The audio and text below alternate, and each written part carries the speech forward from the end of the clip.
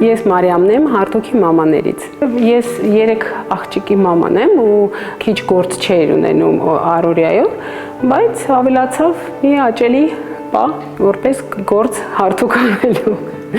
Աղջիկներս մեկ-մեկ կատակ են անում, ասում եմ, մամ, պատվեր տամ, որ Հարթուկը կանես, թե չէ։ Ես Քրիստինեն եմ, Արթուկ ընկերության մամաներից։ Ես բազմիցս խոսել եմ այս մասին։ Նախաձեռնությունը ուղղակի հրաշալի հնարավորություն տվեց ինձ դրսևորել իմ գիտելիքները, քանի որ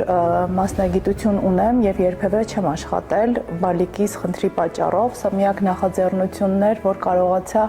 համատեղել բալիկի խնամքը աշխատանքի հետ միասին եւ կարելի ասել փոխեց այդ ամբողջ իմ կյանքը։ Ես Լուսինեն եմ, Արթուկի մամաներից,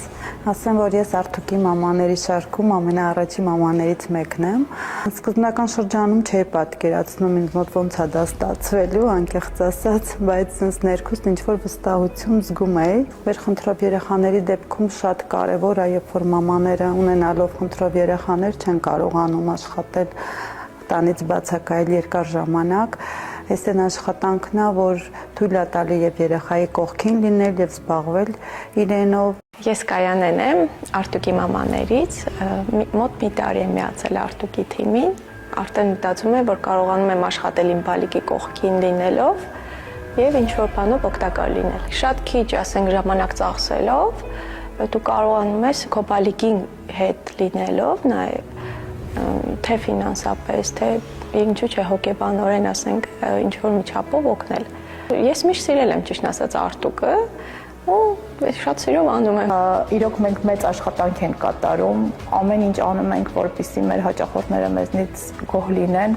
անհատական վերաբերմունք ենք ցուցաբերում բոլորի նկատմամբ ու երբ այդ ամբողջի արդյունքը տեսնում ենք, գնահատականքը տեսնում ենք, շատ հաճելի է։ Երևի յուրաքանչյուր մաման միշտ պետք է իր երեխուն, բայց այդ այնց խնդրելով որ լինում է հավաքում ես քեզ, ավելի ոնց որ դառնում ես